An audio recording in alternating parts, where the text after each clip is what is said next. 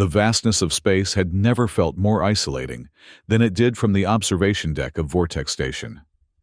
Lian stood motionless before the panoramic viewport, her slender fingers pressed against the reinforced glass as she watched the white dwarf star Aurum pulsate in the distance. The star's ghostly pale light bathed her face, casting sharp shadows across her high cheekbones and reflecting in her dark, watchful eyes. Recording log entry 2347, she spoke softly to the station's AI. Day 783 of observation. Aurum continues to show elevated helium shell fusion rates.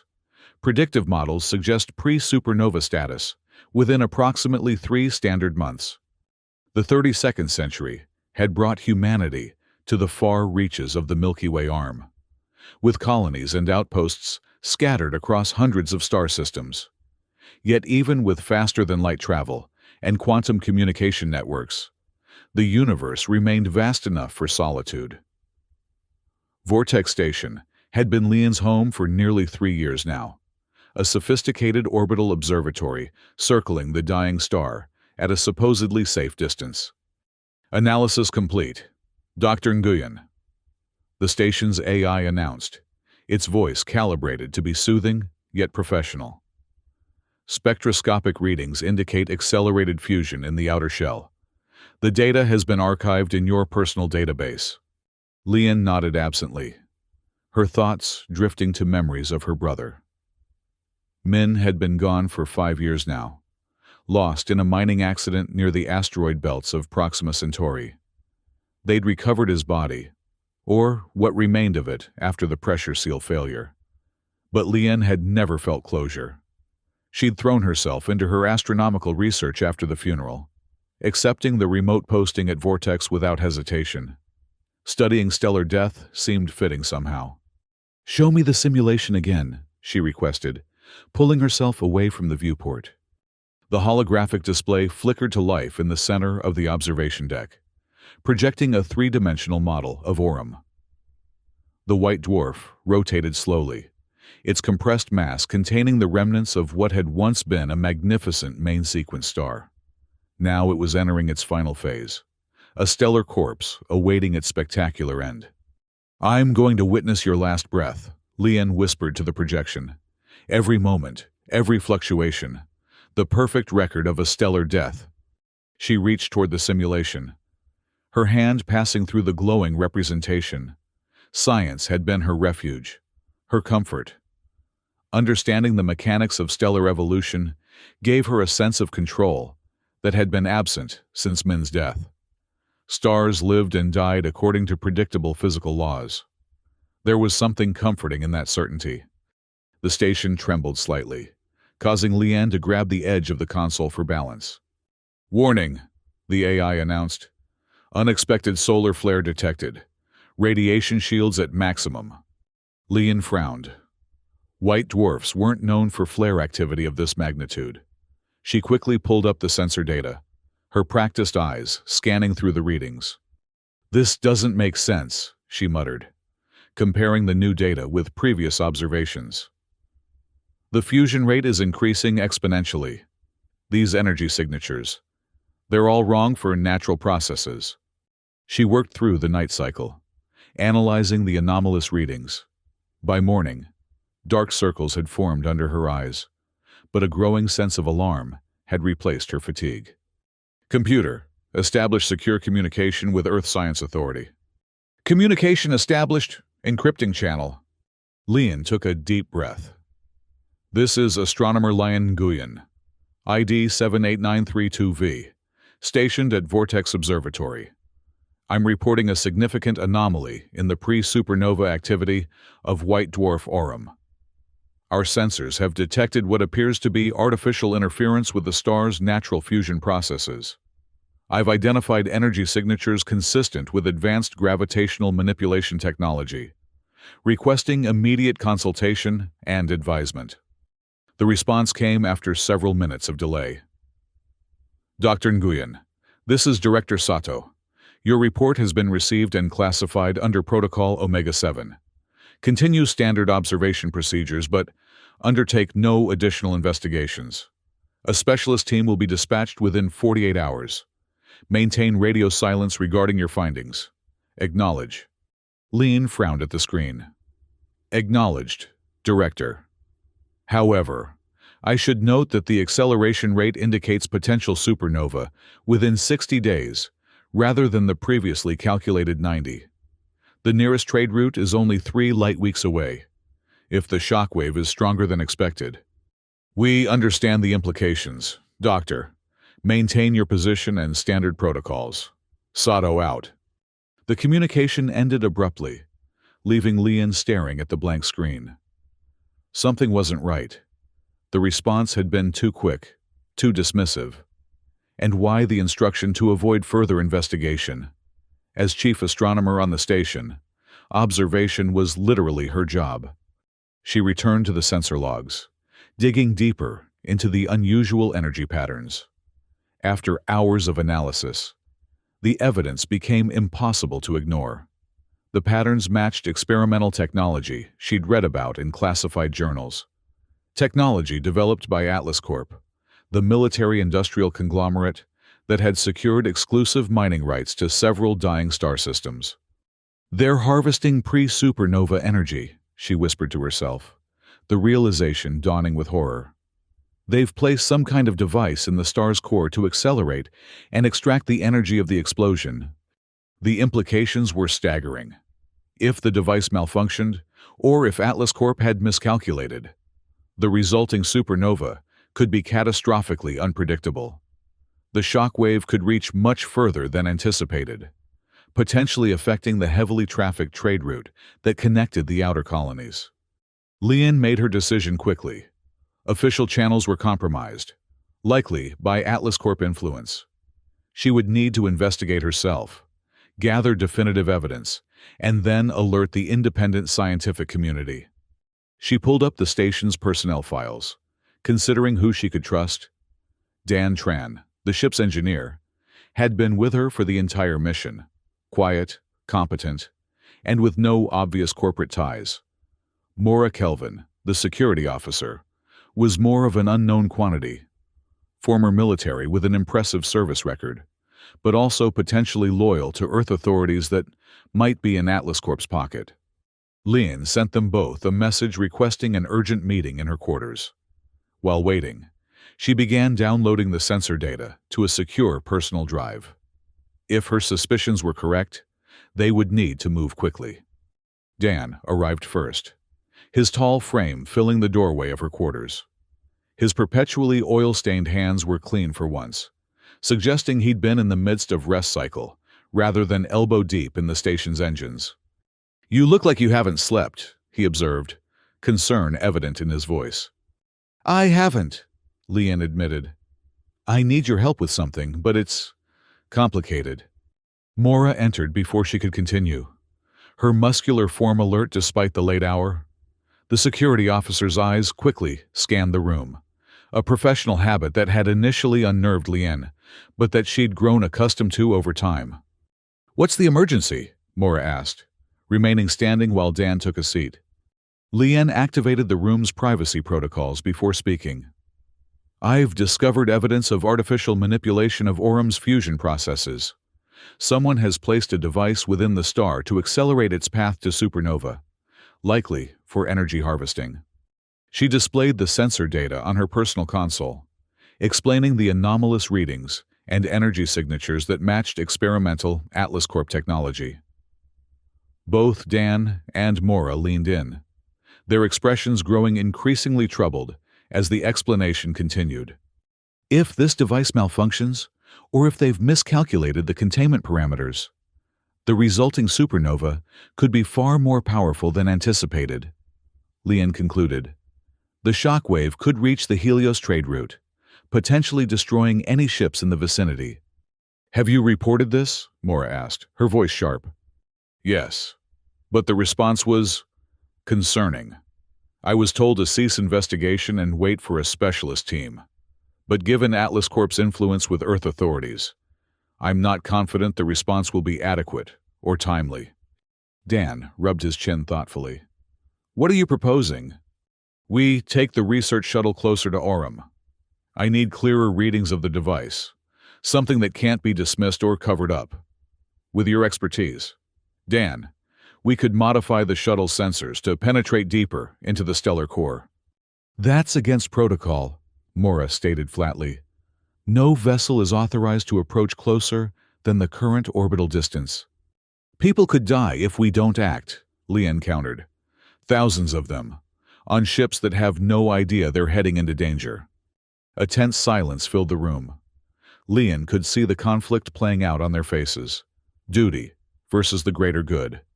Protocol versus prevention of potential disaster. If we find definitive evidence of tampering, Dan finally spoke. What then? We broadcast it on all emergency frequencies to warn incoming ships. Then, send the data to independent scientific authorities who aren't in Atlas Corp's pocket. Mora crossed her arms. And if we find more than evidence, if there is indeed a device accelerating the supernova process? Lian hesitated. She hadn't thought that far ahead, focused only on confirmation of her theory. I don't know. Logically, we should try to neutralize it somehow. But I'm not sure that would be possible without specialized equipment. It would be dangerous, Dan said quietly. Even with the shuttle's enhanced shielding, we'd be exposing ourselves to intense radiation and gravitational fluctuations. I know, Lian acknowledged. I wouldn't ask this if I didn't believe it was absolutely necessary. Mora paced the small room, her military training evident in her precise movements.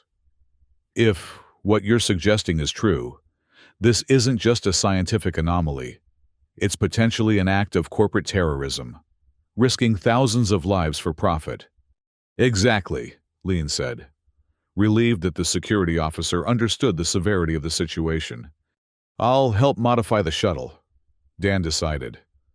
But we need to be extremely careful. One miscalculation and we could end up like your brother. The mention of Min sent a sharp pain through Lian's chest, but she nodded gratefully. Thank you.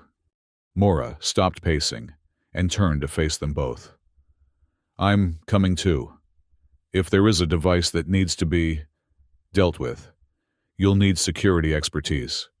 And if this goes sideways, you'll need someone who can handle crisis situations. The decision made.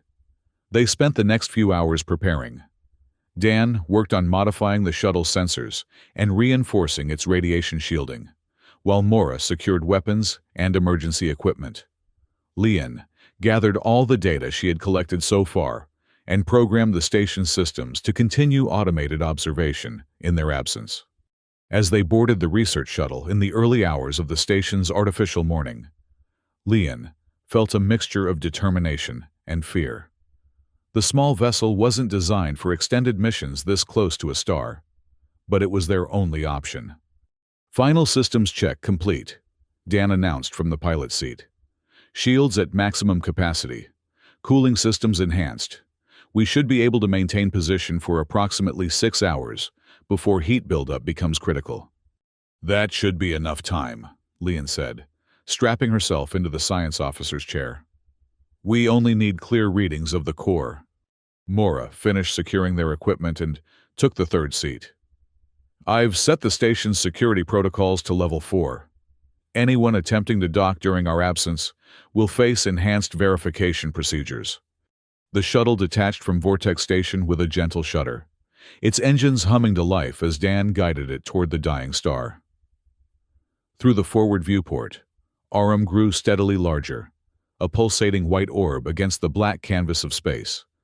Beginning sensor sweep, Lian announced, activating the modified equipment. Dan, can you take us into a lower orbit?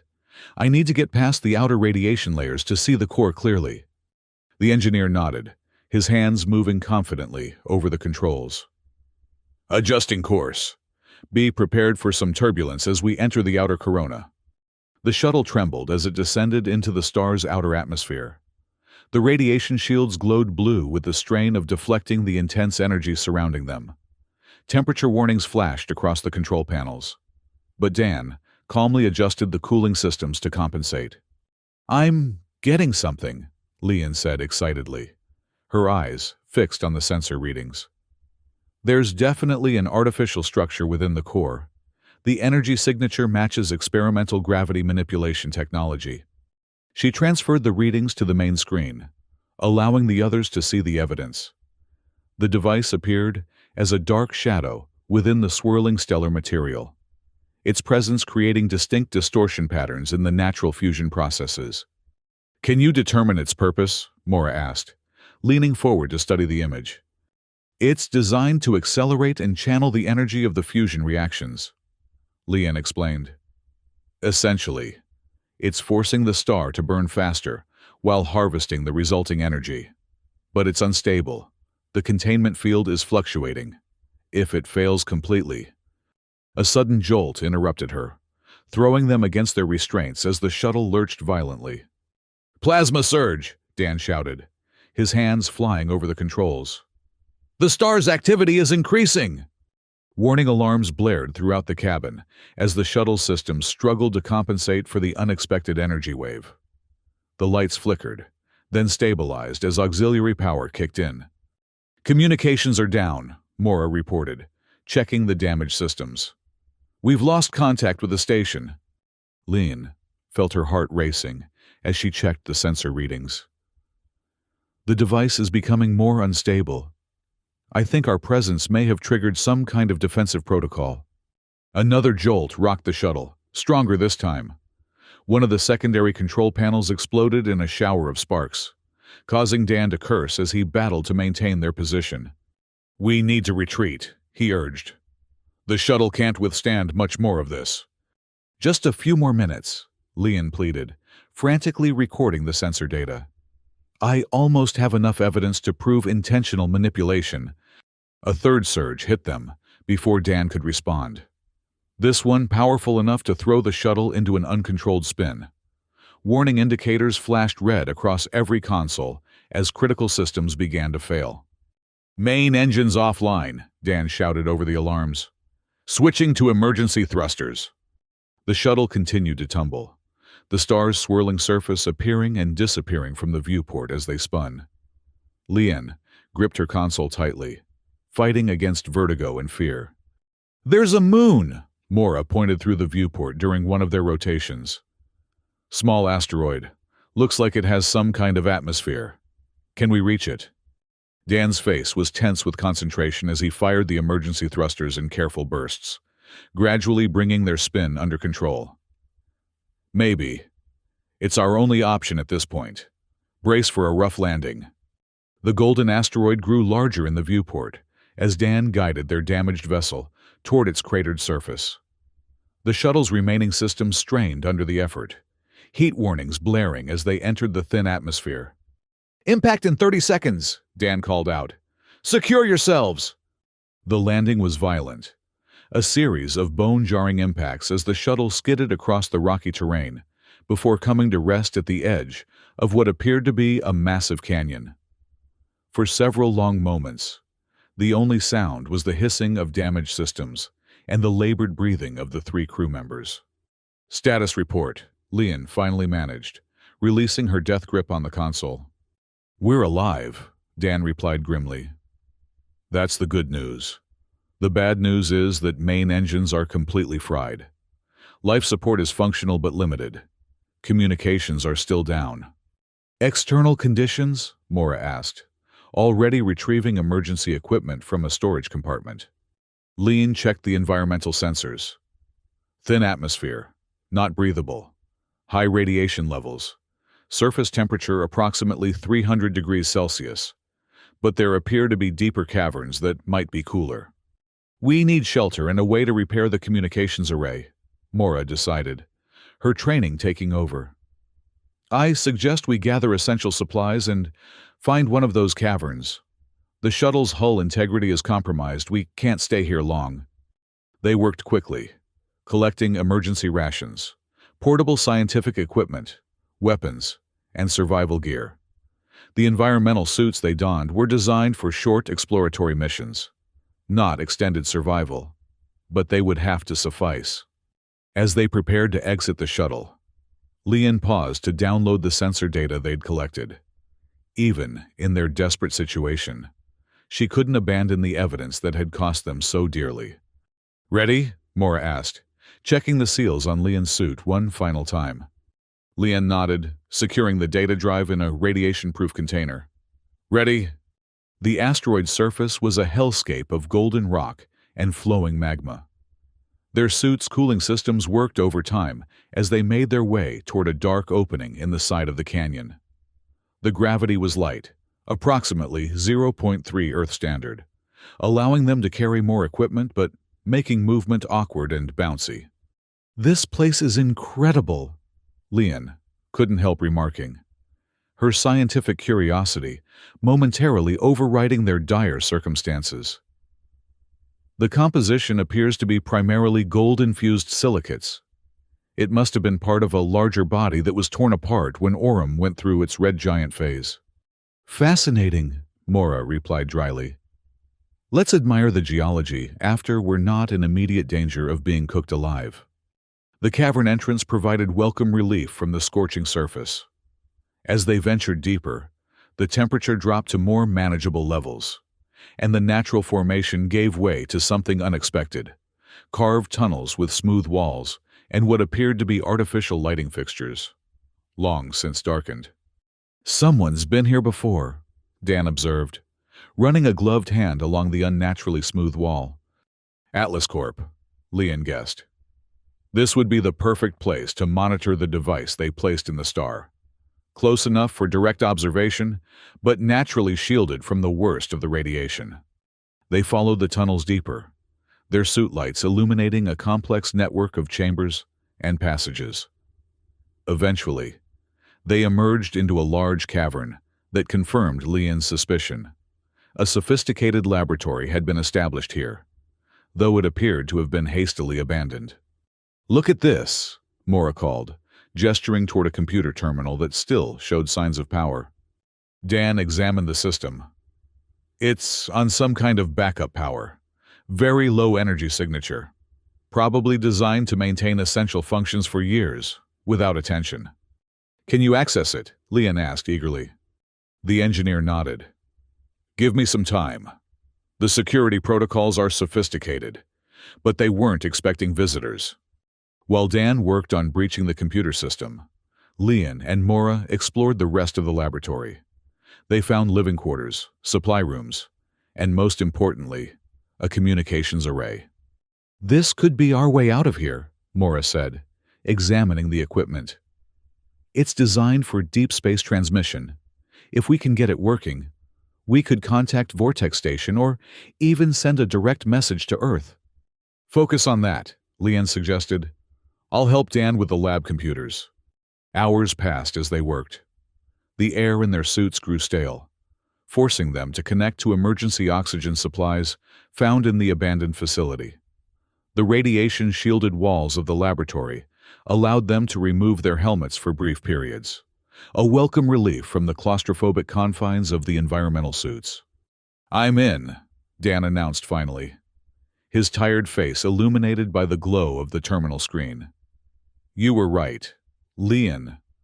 This was an Atlas Corp black site. They were conducting something called Project Prometheus, an experimental energy harvesting operation." Lian joined him at the terminal, scanning through the files as Dan accessed them.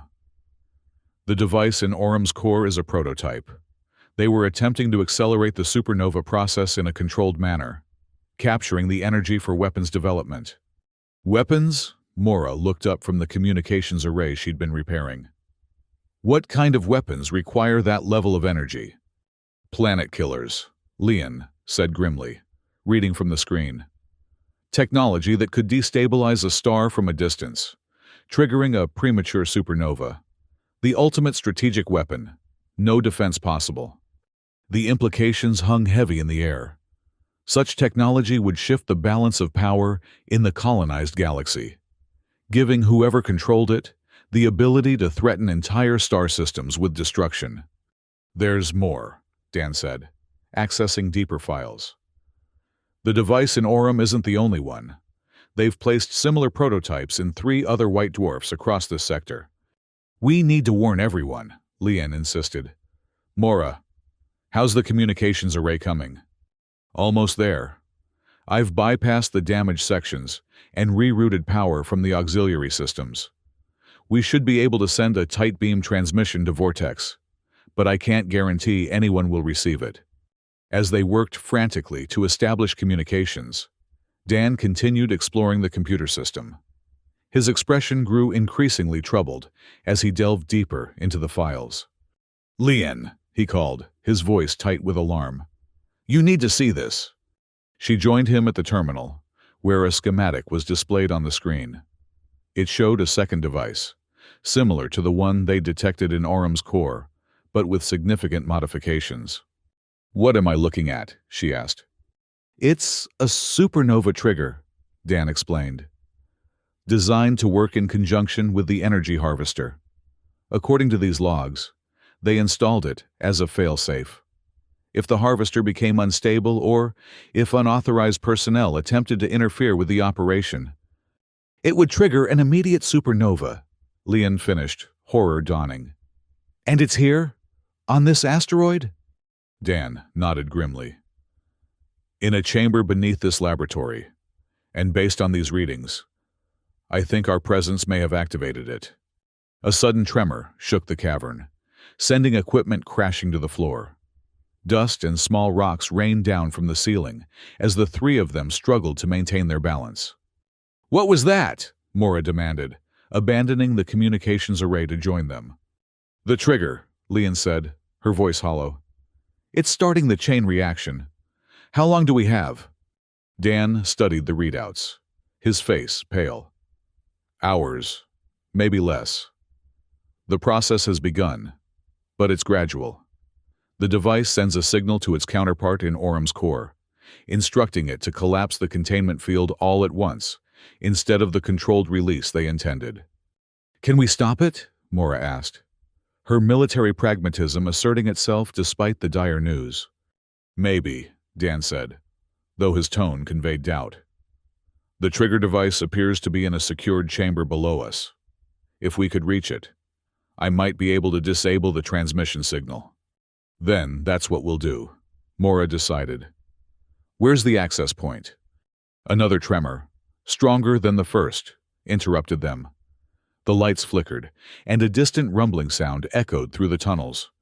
"We need to hurry," Lian urged. "If that star goes supernova with us this close."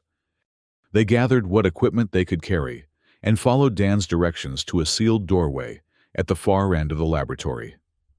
The heavy metal door had been designed to withstand extreme conditions, but the control panel beside it still functioned. "It needs authorization," Dan discovered, examining the security system. "Handprint and code." "Stand back," Mora said firmly. She removed a small device from her belt, standard security officer equipment for emergency access to sealed areas. After attaching it to the control panel, she entered a series of commands. "This will either open the door or fry the entire system," she warned. "Be ready for either outcome." The device hummed for several seconds, then emitted a sharp beep. The door slid open halfway before stopping with a mechanical groan. "Good enough," Mora declared, holstering the device. "Let's move." Beyond the door lay a steep ramp descending into darkness. They activated their suit lights and proceeded cautiously, aware that every minute brought them closer to catastrophe. The ramp led to another large chamber, this one dominated by a massive machine humming with ominous energy.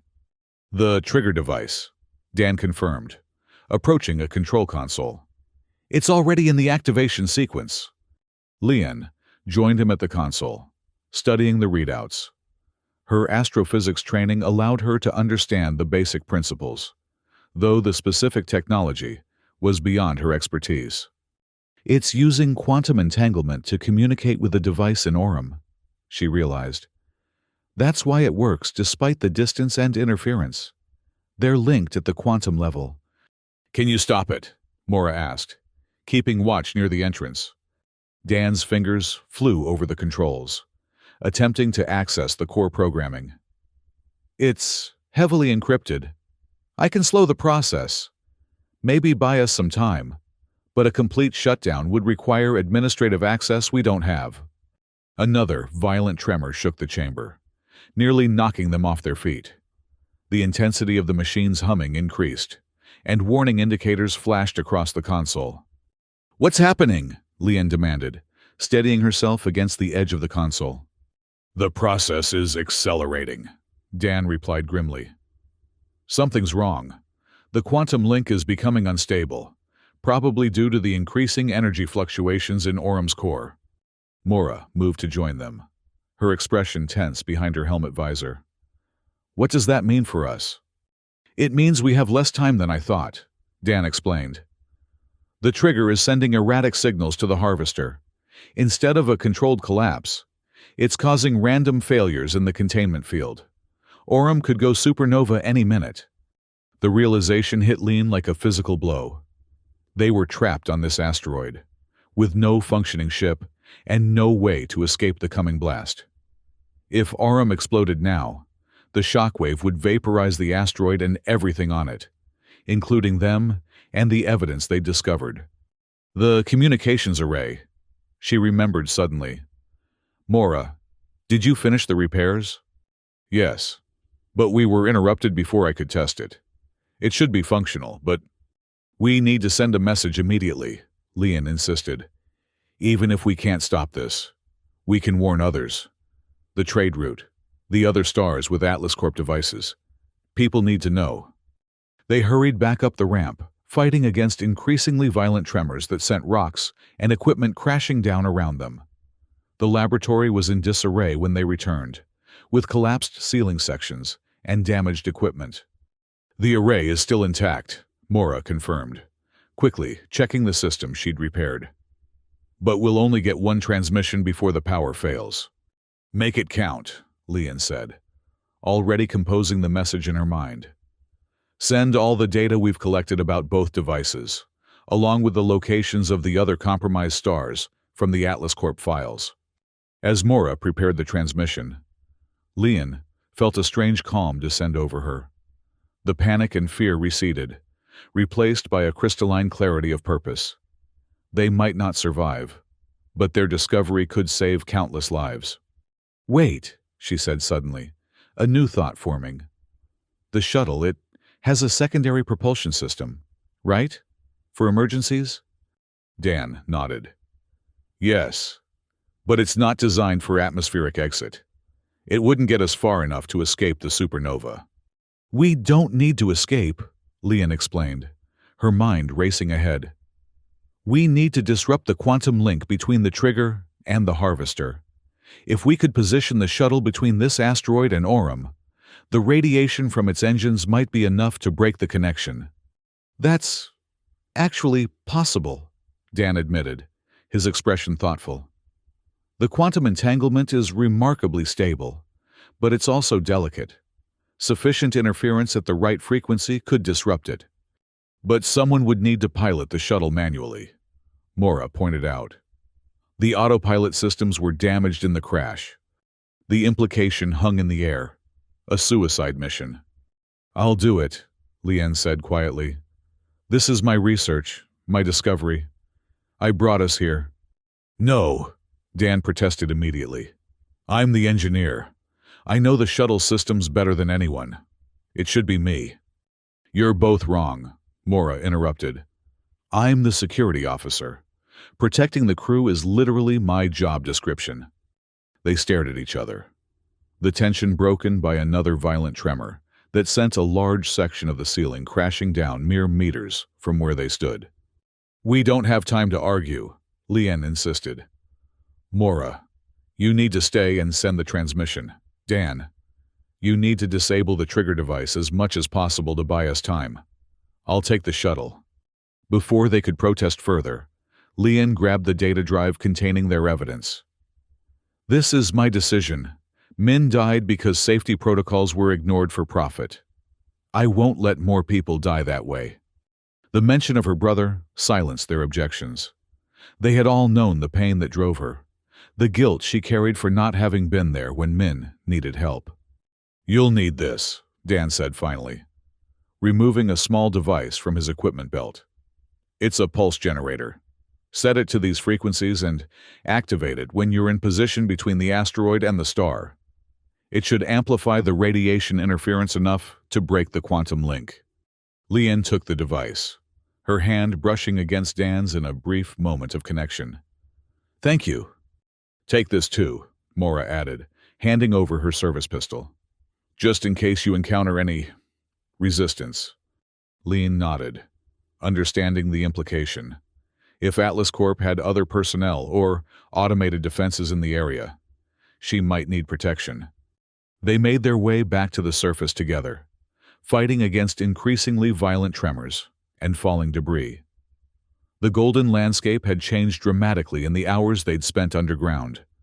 Rivers of molten rock now flowed freely, and the sky above was filled with swirling clouds of superheated gas. The shuttle sat where they had left it, damaged but not beyond hope. Dan quickly assessed the emergency systems, while Mora established a perimeter, watching for any signs of danger. The secondary propulsion system is functional, Dan confirmed. It won't be pretty, but it should get you into position. Once there, activate the pulse generator and then... He trailed off, unable to complete the thought. And then I'll have done something that matters, Lian finished for him. Something worth remembering. She embraced them both. These colleagues who had become friends in their shared danger. No more words were necessary. They all understood the stakes and the sacrifice. As Lian climbed into the pilot's seat, memories of Min flooded her mind. Her little brother's laugh, his endless curiosity about the stars, his dreams of exploration. She had failed to save him, but perhaps now she could save others. Go, she urged Dan and Amora. Get back to the communications array. Send the warning. They retreated reluctantly, looking back one last time before disappearing into the cavern entrance. Lian sealed the shuttle's damaged hatch and began the startup sequence for the emergency propulsion system. Warning lights flashed across the console, but she ignored them, focusing only on her task. The shuttle lifted from the asteroid's surface with a groan of protesting metal. The steering was sluggish, the power fluctuating, but Lian guided it steadily upward. Through the viewport, she could see Aurum growing larger, a pulsating white orb that seemed to throb with unnatural energy. Just a little longer, she whispered, though whether to the shuttle or to herself. She wasn't sure. As she positioned the vessel in the narrow corridor between the asteroid and the dying star, Lian activated the pulse generator. The small device hummed to life, emitting radiation at precisely the frequencies Dan had specified. The shuttle systems began to fail one by one as the radiation affected their delicate electronics. But Lian held her position. On the console's one remaining functional screen, she could see the quantum link between the trigger and the harvester beginning to deteriorate. The connection flickered, weakened, then stabilized again, fighting against her interference. Not enough, Lian muttered, frustration building. The pulse generator alone wasn't creating sufficient disruption. A new idea formed, desperate but possibly effective.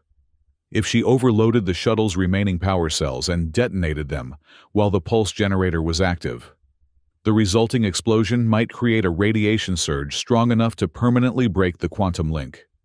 Her fingers moved quickly over the controls, bypassing safety protocols and redirecting power to create an unstable reaction in the engine core. As she worked, Lian activated the shuttle's recording system, leaving one final message. This is astronomer Lian Nguyen. Final entry. Aurum was being artificially manipulated by Atlas Corp technology for weapons development. Similar devices have been placed in white dwarfs at coordinates. She listed the locations they had discovered in the laboratory files. We attempted to prevent premature supernova by disrupting the quantum link between the trigger device and the harvester. If you're receiving this, check the attached data for complete evidence. She paused, watching as the engine core temperature rose to critical levels. The quantum link continued to flicker on her screen, weakening, but still intact. When stars die quietly, she continued, a strange peace settling over her. They remind us that all endings return to beginnings. The elements of my body will rejoin the cosmos, as Min's did. There is beauty in that completion. The warning indicators reached their maximum as the power cells approached detonation. Through the viewport, Aurum seemed to pulse in response, as if acknowledging her sacrifice. "Transmission complete," Lian whispered, closing her eyes as the shuttle began to break apart around her. "Coming home, Min." The explosion was brief, but intense. A small nova between asteroid and star. The quantum link shattered under the radiation surge, the connection between trigger and harvester irrevocably broken. On the asteroid below, Dan and Mora watched from the entrance of the cavern as the shuttle disappeared in a flash of light. "Did it work?" Mora asked, her voice hushed. Dan checked the readings on his portable scanner. "The quantum link is down. The trigger device has gone dormant." They stood in silence for a moment, honoring Lian's sacrifice. Then, with renewed determination, they returned to the laboratory to complete their mission. The communications array functioned as Mora had hoped, sending their warning and evidence to both Vortex Station and independent scientific authorities. Hours later, as they sheltered in the relative safety of the laboratory, they witnessed Aurum's transformation. Without the artificial acceleration, the white dwarf returned to its natural pre-supernova state, still dying, but no longer an imminent threat. A rescue vessel from Vortex Station arrived 2 days later, having received their transmission and responded immediately. As they prepared to leave the golden asteroid, Mora collected Lian's personal effects from the laboratory, including a small data drive containing her final research notes and personal logs. Back at Vortex Station, the evidence they had gathered sparked an interstellar investigation into Atlas Corp's activities. The corporation's illegal stellar manipulation program was exposed, its executives arrested, and its technology confiscated.